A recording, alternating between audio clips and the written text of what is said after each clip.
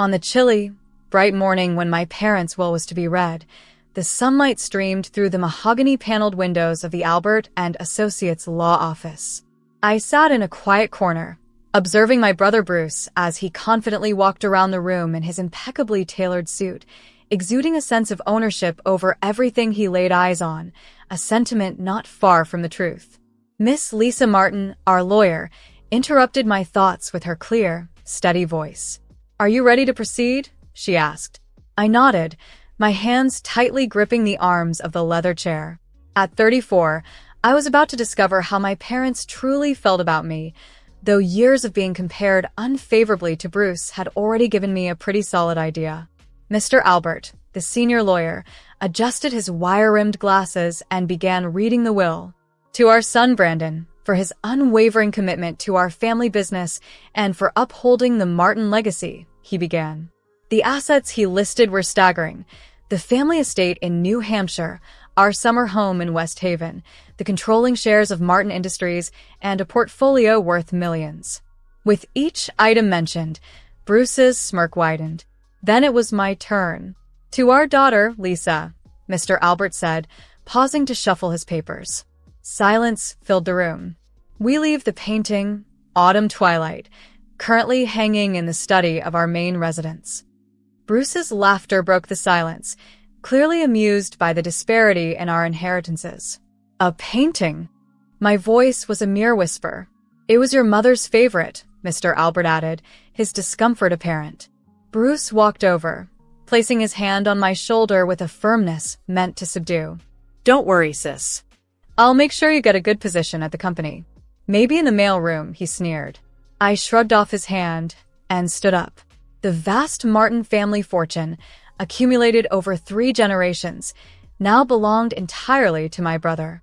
All I had was a single painting, a piece my mother had cherished from a small gallery, beautiful in its depiction of a forest at dusk, with odd geometric shapes hidden among the trees. "Is that all?" I asked, hope dwindling. Mr. Albert nodded with sympathy. "The painting must be collected within 6 days." I left the office without another word, ignoring Bruce's taunting calls. Driving to my parents' house, now solely Bruce's, I was waved through by the guards with suspicious looks. Inside, the housekeeper, Nancy, met me with tears and a tight embrace. "Oh, Miss Lisa, it's not right, what they did to you." Nancy had often been more of a maternal figure to me than my mother had. Together, we carefully removed the painting from the wall. "Your mother would stare at this for hours," Nancy shared quietly, her voice thick with emotion. "Especially in her last months, she'd mutter about numbers and patterns. We thought it was just the illness speaking." Back in my modest apartment, I hung the painting on the living room wall. Its intricate detail and the mysterious geometric shapes, which seemed to shift and change in the dimming light, captivated me. Nancy's words echoed in my mind, prompting a closer examination of the patterns. Tracing the shapes, I wondered about the secrets they might hold, secrets that perhaps only my mother knew and now, perhaps, I was meant to uncover. The painting hung there, out of sync with its natural surroundings, almost as if it was trying to communicate with me. Settling into my couch with a glass of wine, I pondered over the painting, my mother's last gift. Was it a mere taunt? A stark reminder that I would never be on par with my brother Brandon? Or did it hold a deeper meaning? My phone vibrated with Brandon calling yet again. I dismissed it as I had done several times before, suspecting he was either flaunting his success or perhaps mockingly offering me a trivial job at his company. Instead, I turned to my laptop and delved into research about the painting, Autumn Twilight by Arthur. There were no significant exhibitions or sales records. The artist was virtually unknown, and the gallery where it was purchased had long shut down. The artwork seemed to have materialized from thin air. A text from Brandon flashed on my screen, urging me to work with him as our parents would have desired. But what they really wanted was for me to emulate Brandon, focused on profits and not my passion for art history and restoration. By choosing my path, I had disappointed them, or so it felt. Yet something about the painting captivated me. Those peculiar shapes in the artwork reminded me of steganography, a topic I had explored in my art restoration studies, which involves concealing messages in plain sight. Intrigued, I examined the painting closely. The geometric shapes subtly differed in color from their surroundings, almost imperceptible unless intentionally sought out, forming a discrete pattern.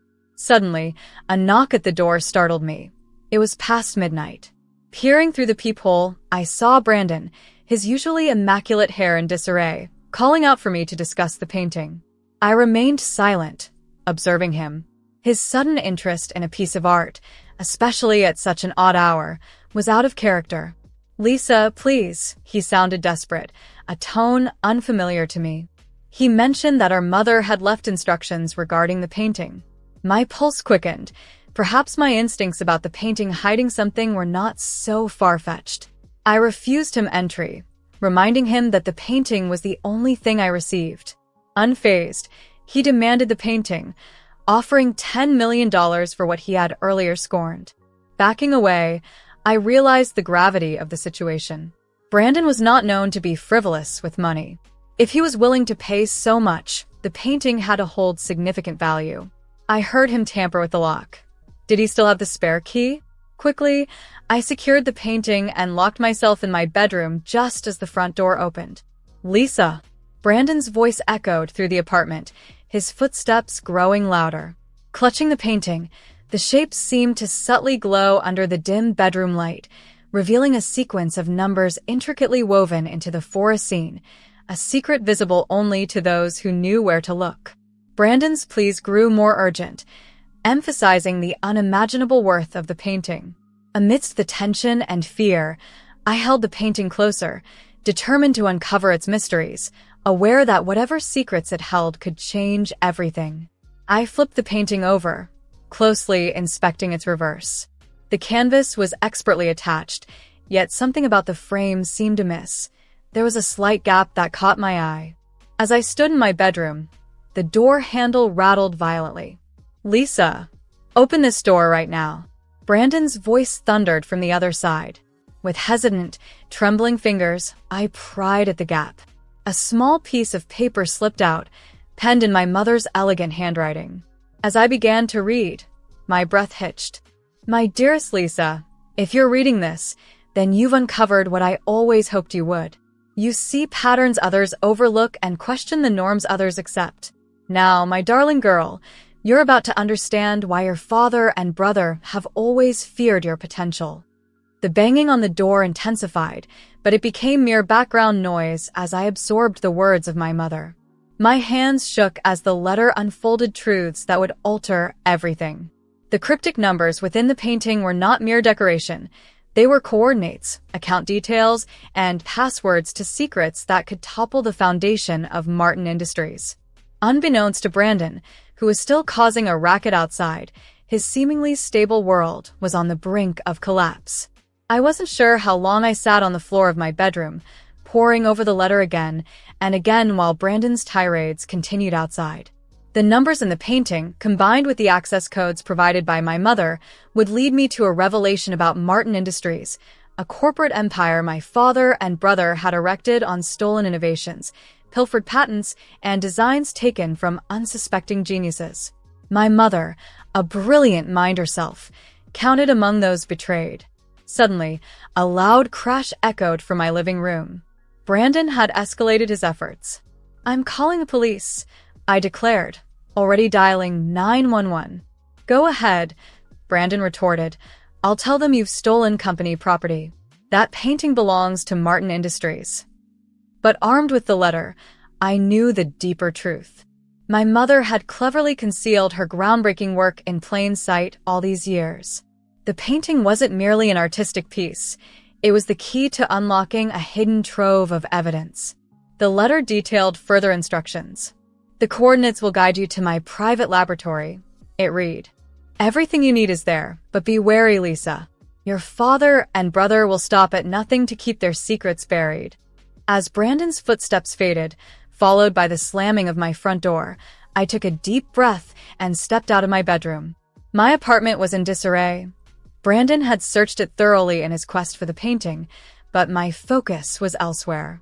First, I meticulously photographed every aspect of the painting, especially the geometric shapes that hid the critical coordinates. Then, I transcribed the coordinates from my mother's letter.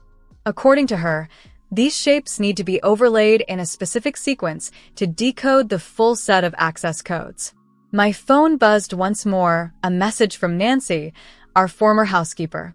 "Miss Lisa, men are at the house removing all your mother's belongings. They're searching for her study. Please be careful." They were destroying evidence, and I had to act swiftly. The coordinates pointed to a location in the Berkshires, about 4 hours from the city. My mother had bought this property secretly under her maiden name, keeping it hidden from my father and brother.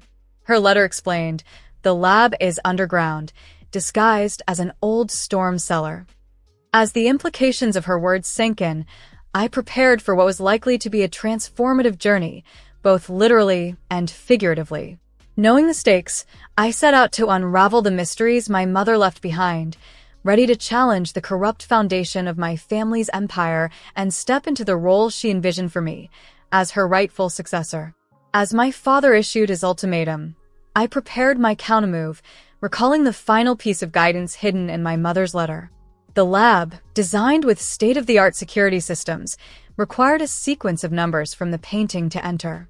Packing swiftly, I grabbed my laptop, the securely wrapped painting, some clothes, and the letter. As I left for my car, I noticed a black SUV parked across the street, its engine humming ominously. Clearly, Brandon was not yet finished with his schemes. The journey to the Berkshires was fraught with tension. The SUV shadowed me persistently for the first hour. Determined to shake them, I veered onto every detour and back road I could find, finally losing them near the Massachusetts border. By the time I arrived at the coordinates, dawn was breaking. The site appeared desolate at first, a sprawling field overgrown with weeds and an old farmhouse in disrepair. Walking the property, I compared the geometric shapes in the painting with the surrounding landscape. My mother's brilliance was undeniable.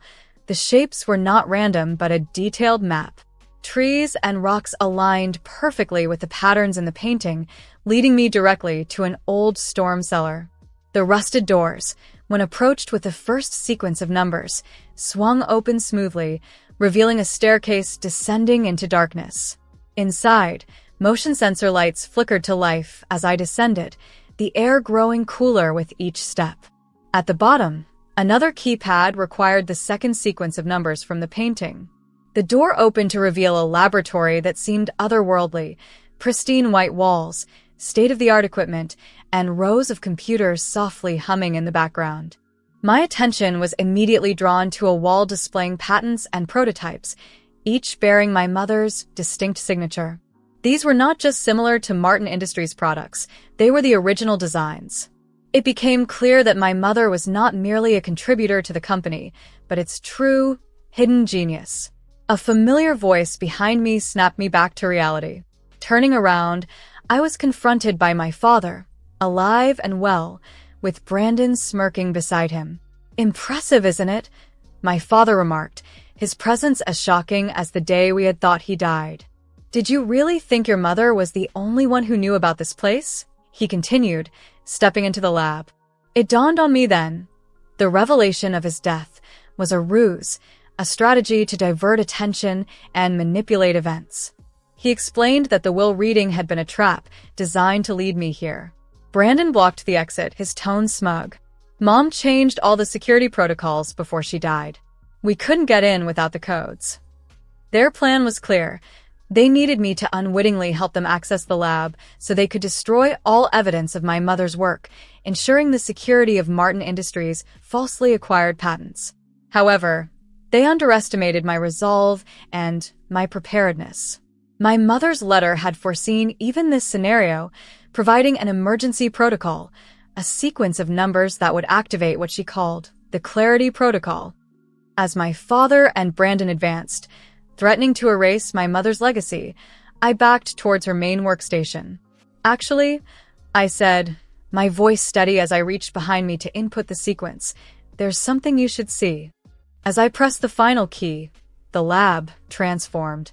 Screens lit up and machinery whirred into action, initiating the protocol designed not just to protect the lab, but to expose their deceit to the world. My mother's foresight had given me the upper hand, a way to honor her legacy and reveal the truth about Martin Industries. The game was far from over. It was just entering its most crucial phase. I couldn't agree to their demands. At that moment, the laboratory's ambience dramatically changed as the lights turned to a pulsating red and a computerized voice echoed throughout the space. Clarity Protocol activated, broadcasting evidence to all major news outlets and regulatory agencies. Deletion impossible. My father's face twisted into an expression of fury. It's what Mom called her insurance policy, I declared, feeling an inner strength build with every word spoken. The lab had just sent every incriminating document it held, patents, proofs of theft, fraudulent records, flying across digital space to countless secure locations. Martin Industries was on the brink of facing a storm of legal battles and public scrutiny. Brandon made a desperate attempt to advance towards me, but it was futile. Alarms sounded loud, and the lab's security systems sprang to life, sealing every exit. We were trapped together, surrounded by the very evidence that would dismantle their empire. She knew, I continued, my eyes fixed on their ashen faces. She knew you'd try to bury her legacy along with her innovations. So, she ensured the truth would emerge, one way or another.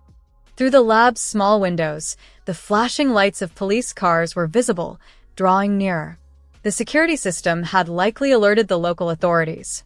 My father and Brandon exchanged looks of sheer panic as the siren's wail intensified. Nearby, the painting that had sparked this unraveling of secrets lay wrapped in blankets by the door. The geometric shapes that many had dismissed as valueless had guided me precisely to this pivotal moment. My mother's last gift was not just a canvas, it was a conduit for justice. Watching my father and brother realize their meticulously crafted world was collapsing around them, I couldn't help but smile. This was merely the beginning. The full story of Martin Industries was about to be exposed, and this time, there would be no shadows to hide within. The next 60 hours were a whirlwind of police interrogations, breaking news updates, and corporate upheaval. From my hotel room, I watched as Martin Industries shares nosedived, each headline unfurling the years of deceit. Martin Industries CEO found alive, arrested for fraud, corporate empire crumbles on stolen innovations, the hidden genius behind Martin Tech revealed. My phone was incessant, buzzing with calls from journalists, lawyers, and former employees, all eager for my insight. But there was only one conversation I anticipated, that with Nancy, our longtime housekeeper, who had more to disclose. Your mother foresaw this day, she confided, her voice laden with emotion. That's why she insisted I give you this after the truth was revealed. An hour later, in Nancy's cozy living room, I opened another letter from my mother. This one contained no instructions or secret codes, but a narrative, her story, her voice. My dearest Lisa, it began, now that you know the truth about Martin Industries, it's time you understood your history. You were never inferior to your brother.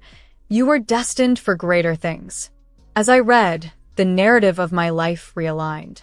My mother had not been merely a casualty of my father's machinations. She had been strategizing for this exact moment all along. Those art history classes that my father had dismissed, they had honed my ability to discern patterns and hidden meanings. My work in restoration taught me patience, precision, and how to piece together truth from fragments. Every time your father pushed you away from the business, every time he favored Brandon, he was unwittingly preparing you for this moment, my mother wrote.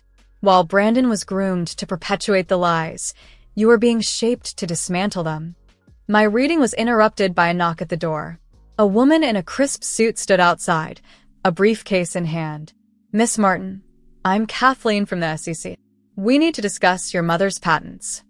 The hours that followed were a testament to the breadth of my mother's preparations, a crash course in the legal battles that awaited, and a profound affirmation of her faith in me.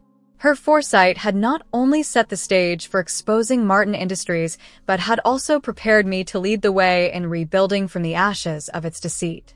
My mother had done far more than just document the stolen patents. She had continued to innovate in secrecy within her underground laboratory. The coordinates in the painting led to a trove of evidence not only about past thefts, but also about groundbreaking innovations that could revolutionize the industry. Russell, from the SEC, laid out the patents on Nancy's coffee table. These patents were filed under a trust that names you as the sole beneficiary, he explained. As I sifted through the documents, my hands trembled with the realization that these patents, dozens of them, were all legally protected and now belonged to me. These were not just the old innovations my father had stolen, but new ones, years ahead of anything our current technology could offer. Martin Industries doesn't just owe you restitution for the stolen patents, Russell continued. They've built their entire business model around your mother's technology. They can't function without it. What does that mean for me? I asked, though I was starting to grasp the full implications. It means, Miss Martin, that you now effectively control the company that cast you aside, he replied. While my father and Brandon were in jail awaiting trial, I walked into Martin Industries headquarters the next morning not as the overlooked daughter, but as its new owner. The board of directors, desperate to salvage what was left of the company, had no choice but to accept my leadership. In my father's former office, I discovered another secret, a wall safe hidden behind a painting. The combination was the final sequence of numbers from my mother's painting. Inside the safe was a personal diary detailing every innovation he had stolen and every inventor he had wronged. More importantly, it contained a list of names, people like my mother, who had been deprived of their rightful recognition. 2 months later, I stood on a stage at a hastily organized press conference, announcing the company's new direction. Martin Industries was built on stolen dreams. I addressed the crowd. Today, we begin to make amends. We are establishing a foundation to compensate every inventor wronged by the previous management. But we're doing more than that. We're transforming this company into what it should have been from the start, an incubator for innovation, where brilliant minds are celebrated, not exploited. The painting that had ignited this profound change now adorned the wall of my new office, serving as a reminder that sometimes the most valuable treasures are hidden in plain sight. The geometric shapes that once concealed my mother's secrets now symbolized something entirely different, a blueprint for a brighter future built on integrity rather than deceit. Brandon wrote to me from prison, his letters oscillating between threats and pleas for help. I responded with a single photograph, the painting, now occupying the spot where our father's portrait once hung. He would understand the symbolism. His era of deception was finished. My father chose to remain silent, but it no longer mattered. The truth he had fought so desperately to suppress was now his enduring legacy.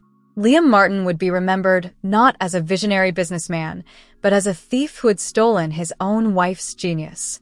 One evening, as I prepared to leave the office, Nancy handed me one last letter from my mother, timed to arrive a month after the transformation began. My darling Lisa, it read, if you're reading this, you've done more than expose the truth. You've started to rebuild from the ashes of deception. I never wanted you to inherit a corrupt empire. I wanted you to have the chance to create something honest, something worthy of your heart. As I traced my fingers over her handwriting, I felt a deep connection to her, more than ever before. The seemingly worthless painting had been anything but. It was the key to unraveling a web of lies. More importantly, it was my mother's way of passing on her vision for a better world. 3 years later, Martin Industries, now rebranded as Aurora Innovations, had transformed entirely. We had become technology leaders, revered not just for our innovations but for our ethical business practices. Aurora Innovations was a testament to what could be achieved when integrity led the way, a legacy of truth and vision inspired by my mother's genius and courage. Through ethical business practices, our foundation has aided numerous inventors in reclaiming their stolen innovations, while our incubator program has kickstarted many new careers. The geometric painting in my office, a comforting presence, seems to subtly shift shapes at night, as if my mother is still guiding me to new discoveries and hidden truths. The most crucial insight, success rooted in deception will eventually fail, whereas success grounded in truth and justice endures, was always visible, yet overlooked. Last week, Brandon was released from prison. He reached out, hoping to discuss our family's future. I haven't replied yet, choosing instead to focus on new beginnings. Our company's annual innovation fair encourages young inventors to present their ideas safely, free from theft. Last year, a brilliant yet underrated young woman won. As I awarded her, I saw my mother's painting in the reflection of the glass trophy, its shapes dancing as if in approval. Once considered worthless, this painting has imparted priceless lessons about my past and empowered me to shape my future. It serves as a safeguard, ensuring that no brilliant mind is ever silenced or robbed. I believe this legacy would bring my mother more pride than any wealth could ever offer.